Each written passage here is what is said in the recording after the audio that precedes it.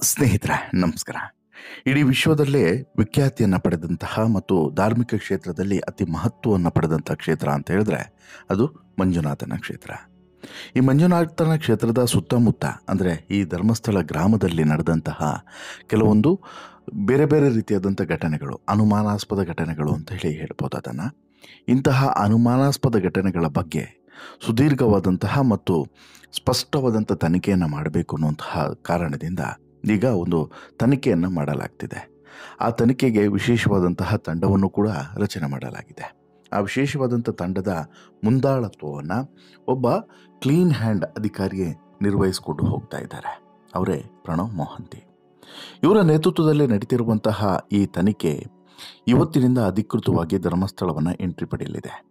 ಇವತ್ತಿನಿಂದ ಈ ತನಿಖೆ ಸಾಕಷ್ಟು ಆಯಾಮದಲ್ಲಿ ನಡೆಯಲಿದೆ. ಅದಕ್ಕೆ ಅವರದ್ದೇ ಆದಂತಹ ಅಂದರೆ ಈ ತನಿಖಾ ತಂಡದ ಒಂದು ಐಡಿಯಾಸ್ಗಳು ಐಡಿಯಾಲಜಿಗಳಿರ್ತಾವಲ್ಲ, ಅದರ ಆಯಾಮದಲ್ಲೇ ಈ ತನಿಖೆಯನ್ನು ನಡೆಸಲಿಕ್ಕೆ ಈಗಾಗಲೇ ಚಿಂತನೆಯನ್ನು ಮಾಡಿದ್ದಾರೆ. ಈಗಾಗಲೇ ಒಂದು ಹಂತದ ಮೀಟಿಂಗನ್ನು ಮುಗಿಸಿರುವಂತಹ ತಂಡ ಎರಡನೇ ಹಂತದ ಮೀಟಿಂಗ್ ದಕ್ಷಿಣ ಕನ್ನಡದ SP ಕಚೇರಿಯಲ್ಲಿ ನಡೆಸಿ ನಂತರ ನೇರವಾಗಿ ಧರ್ಮಸ್ಥಳಕ್ಕೆ ಎಂಟ್ರಿಯನ್ನು ಕೊಟ್ಟು ಅಲ್ಲಿ ಸುದೀರ್ಘವಾದಂತಹ ಮಾಹಿತಿಗಳನ್ನು ಸಂಗ್ರಹಿಸಿ ಕಂಪ್ಲೀಟ್ ಆದಂತಹ ತನಿಖೆಯನ್ನು ನಡೆಸೋದಕ್ಕೆ ಶುರು ಮಾಡಲಿದೆ. ನಡುವಲ್ಲಿ ಯಾವತ್ತೂ ಕೂಡ ಯಾವ ಹಂತದಲ್ಲೂ ಕೂಡ ಯಾವುದೇ ಇನ್ಫಾರ್ಮೇಷನ್ ಲೀಕ್ ಆಗದೆ ಇರೋ ಹಾಗೆ ಈ ತಂಡ ತಮ್ಮ ವಿಚಾರಣೆಯನ್ನು ನಡೆಸಲಿದೆ ಅನ್ನೋದರಲ್ಲಿ ಯಾವುದೇ ಅನುಮಾನ ಇಲ್ಲ. ಹಾಗೆಯೇ ಯಾವುದೇ ಒತ್ತಡಕ್ಕೂ ಕೂಡ ಈ ತಂಡ ಮರುಳಾಗೋದು ಇಲ್ಲ ಅಥವಾ ಬಲಿಯಾಗೋದೂ ಕೂಡ ಇಲ್ಲ ಅನ್ನೋದನ್ನು ಗಮನಿಸಬೇಕು. ಹಾಗೆಯೇ ಪ್ರಮುಖವಾಗಿ ಒಂದು ಭರವಸೆಯೂ ಕೂಡ ಮೂಡುವಂತೆ ಮಾಡಿದೆ ಈ ತಂಡ. ಇನ್ನು ಪ್ರಮುಖವಾಗಿ ಒಂದಷ್ಟು ವರ್ಗಗಳ ಮೇಲೆ ಏನು ಆರೋಪಗಳು ಕೇಳಿ ಬಂದಿತ್ತು ನೋಡಿ. ಅವರು ಹೇಳ್ತಿದ್ದಾರೆ, ಇಲ್ಲ ನಮ್ಮ ಮೇಲೆ ಆರೋಪವನ್ನು ಮಾಡೋದಕ್ಕೆ ನಿಮ್ಮ ಬಳಿ ಯಾವುದೇ ಹುರುಳಿಲ್ಲ ಅನ್ನುವಂತಹ ಒಂದು ಸಮರ್ಥನೆಯನ್ನು ಕೊಡ್ತಿದ್ದಾರಲ್ಲ, ಅವರು ಕೂಡ ಈ ಒಂದು ತನಿಖೆಯನ್ನು ಸ್ವಾಗತಿಸಬೇಕು. ಫಿಟ್ ಇನ್ ಕೇಸು ಅವರ ಪಾತ್ರ ಇಲ್ಲ ಅಂತೇಳಿ. ಆದರೆ ಅವ್ರು ಯಾಕೆ ಭಯ ಬೀಳಬೇಕಲ್ವಾ? ಈಗ ಎಲ್ಲದಕ್ಕೂ ಕೂಡ ಒಂದು ಕ್ಲೀನ್, ಈಗ ಏನು ಆತ ದೂರುದಾರ ಕೊಟ್ಟಿರುವಂಥ ದೂರಿನಲ್ಲಿರುವಂಥ ವಿಚಾರಗಳಿರ್ಬೋದು, ಆತ ಆರೋಪ ಮಾಡಿರುವಂಥ ವ್ಯಕ್ತಿಗಳ ಮೇಲಿನ ವಿಚಾರಗಳಿರ್ಬೋದು, ಇವೆಲ್ಲದೂ ಕೂಡ ಈಗ ಒಂದು ರೀತಿಯಲ್ಲಿ ದೂರು ಕ್ಲಿಯರ್ ಆಗ್ತಾ ಹೋಗುತ್ತೆ. ಅವರ ಮೇಲಿದ್ದಂತಹ ಆರೋಪಗಳು ಕೂಡ ಕ್ಲಿಯರ್ ಆಗುತ್ತೆ. ಕ್ಲೀನ್ ಹ್ಯಾಂಡ್ ಆಗೋದಕ್ಕೆ ಒಂದು ಒಳ್ಳೆಯ ಅವಕಾಶ ಇದು. ಹಾಗಾಗಿ ಇದನ್ನು ಸ್ವಾಗತಿಸಬೇಕು. ಹಾಗೆಯೇ ಈ ತನಿಖೆ ತಂಡದಲ್ಲಿ ಈಗ ಸಾಕಷ್ಟು ವಿಶೇಷ ಅಧಿಕಾರಿಗಳಿದ್ದಾರೆ. ಹೆಚ್ಚು ಕಡಿಮೆ 20 ಅಧಿಕಾರಿಗಳನ್ನು ಈಗಾಗಲೇ ಲಿಸ್ಟ್ ಮಾಡಿಕೊಂಡಿದ್ದಾರೆ. ಅವರ ಜೊತೆಗೆ ಮೀಟಿಂಗ್ ಮಾಡಿದ್ದಾರೆ. ಹಾಗಾದರೆ ಯಾರು ಎಲ್ಲಿಯವರು, ಅವರ ಬಲಾಬಲ ಏನು ನೋಡ್ತಾ ಹೋಗೋಣ. ಅದಕ್ಕಿಂತ ಮುಂಚೆ ನೀವಿನ್ನೂ ಕೂಡ ನಮ್ಮ ಚಾನಲನ್ನು ಸಬ್ಸ್ಕ್ರೈಬ್ ಮಾಡಿಲ್ಲ ಅಂದರೆ ದಯವಿಟ್ಟು ಕೂಡಲೇ ಸಬ್ಸ್ಕ್ರೈಬ್ ಮಾಡಿ ಸ್ನೇಹಿತರೆ. SI ತಂಡ ಬಹುತೇಕ ಧರ್ಮಸ್ಥಳವನ್ನು ರೀಚ್ ಆಗಿ ಈಗ 2003ರಿಂದ 2013ರವರೆಗೆ ದಾಖಲಾಗಿರುವಂತಹ ಎಲ್ಲ ಪ್ರಕರಣಗಳ ತನಿಖೆಯನ್ನು ನಡೆಸೋದಕ್ಕೆ ಸಿದ್ಧತೆಯನ್ನು ಮಾಡಿಕೊಂಡಿದೆ. ಜುಲೈ 25ರಲ್ಲಿ ಅಂದರೆ ಧರ್ಮಸ್ಥಳ ಪೊಲೀಸ್ ಠಾಣೆಯಲ್ಲಿ ದಾಖಲಾದಂಥ ಅಪರಾಧ ಕ್ರಮಾಂಕ 39/2025 ದೂರಿನಲ್ಲಿ ದೂರುದಾರ ಏನೆಲ್ಲ ಒಂದಷ್ಟು ಅಂಶಗಳನ್ನು ಕೊಟ್ಟಿದ್ದ. ಸುತ್ತಮುತ್ತಲಿನ ಪ್ರದೇಶದಲ್ಲಿ, ಧರ್ಮಸ್ಥಳ ಗ್ರಾಮದ ಸುತ್ತಮುತ್ತಲಿನ ಪ್ರದೇಶದಲ್ಲಿ 2003ರಿಂದ 2013ರವರೆಗೆ ಅಸಹಜವಾಗಿ ಈ ಜೀವ ಬಿಟ್ಟಂಥವರು ಮತ್ತು ಅಲ್ಲಿ ಜೀವ ತೆಗೆದಂಥ ಘಟನೆಗಳಾಗಿರ್ಬೋದು, ಜೊತೆಗೆ ಬೇರೆ ಬೇರೆ ರೀತಿಯಾದಂಥ ಅನಾಚಾರಗಳು ನಡೆದಂತಹ ವಿಚಾರಗಳಿರ್ಬೋದು, ಇವೆಲ್ಲದರ ಬಗ್ಗೆನೂ ಕೂಡ ಮಾಹಿತಿ ಇದೆ ನನಗೆ ಅಂತೇಳಿ ಹೇಳಿದ್ದ. ಆತನನ್ನು ಇಟ್ಕೊಂಡು ಈಗ ಈ ತನಿಖೆ ಶುರು ಆಗುತ್ತೆ ಅನ್ನೋದನ್ನು ಗಮನಿಸಬೇಕು. ಇಲ್ಲಿ ನಾನಾ ರೀತಿಯಾದಂತಹ ಆಯಾಮಗಳು, ನಾನಾ ರೀತಿಯಾದಂತಹ ಬೇರೆ ಬೇರೆ ರೀತಿಯಾದಂತಹ ಬೆಳವಣಿಗೆಗಳು ಒಂದು ಕಡೆ ನಡೀತಾ ಇದ್ದರೆ, ಮತ್ತೊಂದು ಕಡೆ ಈ ತನಿಖೆಯ ರೂಪುರೇಷೆಯು ಕೂಡ ಈಗಾಗಲೇ ಸಿದ್ಧವಾಗಿದೆ.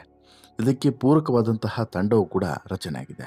20 ಖಡಕ್ ಪೊಲೀಸ್ ಅಧಿಕಾರಿಗಳ SIT ತಂಡ ಸಜ್ಜಾಗಿದೆ. ರಾಜ್ಯ ಸರ್ಕಾರ ಈ ಪ್ರಕರಣದ ಗಂಭೀರತೆಯನ್ನು ಅರಿತು ಆಂತರಿಕ ಭದ್ರತಾ ವಿಭಾಗದ DGP ಡಾಕ್ಟರ್ ಪ್ರಣವ್ ಮೊಹಂತಿ ಅವರ ನೇತೃತ್ವದಲ್ಲಿ 20 ಖಡಕ್ ಪೊಲೀಸ್ ಅಧಿಕಾರಿಗಳನ್ನು ಒಳಗೊಂಡಂತಹ ತನಿಖಾ ತಂಡವನ್ನು ರಚಿಸಿ ಈ ತಂಡದಲ್ಲಿ ಒಬ್ಬ SP, 2 DSP, 4 ಪೊಲೀಸ್ ಇನ್ಸ್ಪೆಕ್ಟರ್, ಒಬ್ಬ CPI, 7 PSI, 1 ASI ಮತ್ತು 4 ಹೆಡ್ ಕಾನ್ಸ್ಟೇಬಲ್ಗಳನ್ನು ಸೇರಿಸಿದ್ದಾರೆ.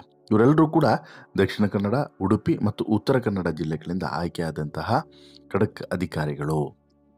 ಇದರ ಜೊತೆಗೆ DCRE, ಕರಾವಳಿ ಭದ್ರತಾ ಪೊಲೀಸ್, ಮೆಸ್ಕಾಂ ವಿಭಾಗಗಳಿಂದ ಕರ್ತವ್ಯಕ್ಕೆ ನಿಯೋಜನೆಗೊಂಡಿರುವಂತಹ ಅಧಿಕಾರಿಗಳು ಅನ್ನೋದು ಮತ್ತೊಂದು ವಿಶೇಷ.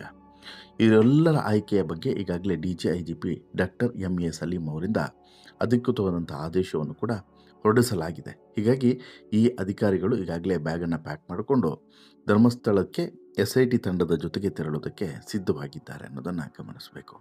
ಹಾಗಾದರೆ ಯಾವ್ಯಾವ ಅಧಿಕಾರಿಗಳು ಈ ತಂಡದಲ್ಲಿ ಇರ್ತಾರೆ, ಅವರ ಬಲಾಬಲಗಳೇನು ಮತ್ತು ವಿಶೇಷತೆ ಏನು ಅಂತ ಹೇಳಿ ನೋಡೋದಾದರೆ ತುಂಬ ಇಂಟ್ರೆಸ್ಟಿಂಗ್ ಆಗಿದೆ ಈ ಮಾಹಿತಿ. ಒಬ್ಬೊಬ್ಬ ಅಧಿಕಾರಿಯು ಕೂಡ ಈ ತನಿಖಾ ವಿಚಾರದಲ್ಲಿ ಒಳ್ಳೆಯ ಹೆಸರನ್ನೇ ಪಡೆದಂಥವ್ರು ಮತ್ತು ಮೋಸ್ಟ್ ಎಲಿಜಿಬಲ್ಗಳು ಅಂತಲೂ ಕೂಡ ಹೇಳ್ಬೋದು. ಈಗ ಈ ಅಧಿಕಾರಿಗಳು ಯಾರು ಅಂತೇಳಿ ನೋಡೋದಾದರೆ CA Simon SP DCRE Mangaluru, Lokesh AC DSP CEN PS Udupi, Manjunath DSP CEN PS Dakshina Kannada, Manjunatha Gowda PI Sirsi ಗ್ರಾಮಾಂತರ, ಹಾಗೆಯೇ ಸವಿತ್ರು ತೇಜ್ PD CPI ಬೈಂದೂರು, ಜೊತೆಗೆ Gunapal J PSI MESCOM Mangaluru, Subhash Kamath ASI Udupi town PS, Harish Babu Kapu PS, Prakash Malpe ವೃತ್ತ ಕಚೇರಿ, Nagaraj Kundapura town PS, Devaraj FMS Chikkamagaluru, Manjunath PI CSP, Manjunath EC PI CSP, Kusumadhar K PI CSP Udupi, Kokila Nayak PSI CSP, Violet Femina PSI CSP, Shivashankar PSI CPI, Shivashankar PSI CSP,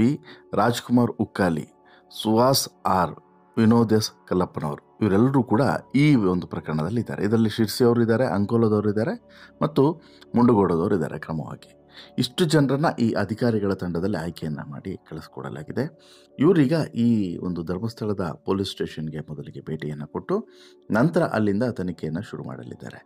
ನಾನಾ ಹಂತದಲ್ಲಿ ಈಗ ಈ ಒಂದು ಅಸ್ಥಿಪಂಜರಗಳ ವೈದ್ಯಕೀಯ ಪರೀಕ್ಷೆಯಿಂದ ಹಿಡಿದು ಈಗ ಪ್ರಮುಖವಾದಂಥ ಸಾಕ್ಷಿದಾರ ಯಾರಿದ್ದಾನೆ ಆತನನ್ನು ಇಟ್ಕೊಂಡು ಎಲ್ಲ ಕಡೆಯೂ ಕೂಡ ತನಿಖೆಯನ್ನು ನಡೆಸಿ ಆ ತನಿಖೆಯಲ್ಲಿ ಸಿಗುವಂತಹ ಬಹುತೇಕ ಅಂಶಗಳನ್ನು ದಾಖಲುಪಡಿಸಿ ನಂತರ ಅದನ್ನು ಹಂತವಾಗಿ ಈ ತಂಡದ ಮುಖ್ಯಸ್ಥರಿಗೆ ಸಲ್ಲಿಸಿ ಅವ್ರ ಮೂಲಕ ಇದನ್ನು ಇಲ್ಲಿ ರಾಜ್ಯ ಸರ್ಕಾರಕ್ಕೆ ಸಲ್ಲಿಸೋದಕ್ಕೆ ಈಗಾಗಲೇ ಸಿದ್ಧತೆಯನ್ನು ಮಾಡಿಕೊಂಡಿದ್ದಾರೆ. ಆಯಿತಾ?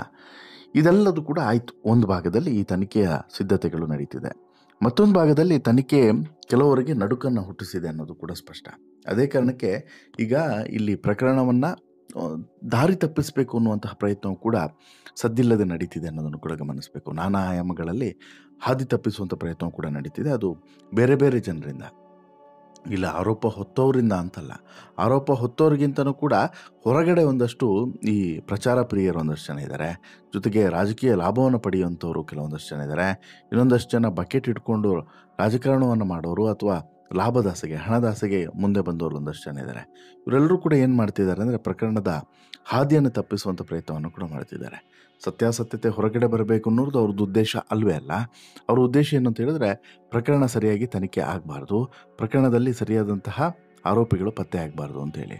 ಒಂದಷ್ಟು ಸಾಕ್ಷಿಗಳು ಈಗಾಗಲೇ ನಾಶ ಆಗಿದ್ದಾವೆ. ಆ ನಾಶ ಆದಂಥ ಸಾಕ್ಷಿಗಳನ್ನೂ ಕೂಡ SIT ತಂಡ ಸಂಗ್ರಹಿಸಿಕೊಂಡು ತಮ್ಮದೇ ಆದಂತಹ ಜಾಣ್ಮೆಯಲ್ಲಿ ಈ ತನಿಖೆಯನ್ನು ಶುರು ಮಾಡಲಿದೆ. 4-5 ಆಯಾಮಗಳಲ್ಲಿ ಅಲ್ಲಿ ಯಾವ ರೀತಿ ಕೃತ್ಯಗಳು ನಡೆದಿದ್ದೇವೆ ಅನ್ನುವಂತಹ ಮಾಹಿತಿಯನ್ನು ಮೊದಲಿಗೆ ಪಡ್ಕೊಂಡು 4-5 ಆಯಾಮದಲ್ಲಿ ಈಗ ತನಿಖೆ ನಡೆಯಲಿದೆ. ಬಹುಮುಖ್ಯವಾಗಿ ಬೆಳ್ತಂಗಡಿ ಠಾಣಾ ವ್ಯಾಪ್ತಿಯಲ್ಲಿ ನಡೆದಿರುವಂತಹ ಘಟನೆಗಳಿರ್ಬೋದು, ಎಲ್ಲ ಘಟನೆಗಳ ಬಗ್ಗೆನೂ ಕೂಡ ಈಗ ತನಿಖೆ ಶುರುವಾಗಿದೆ.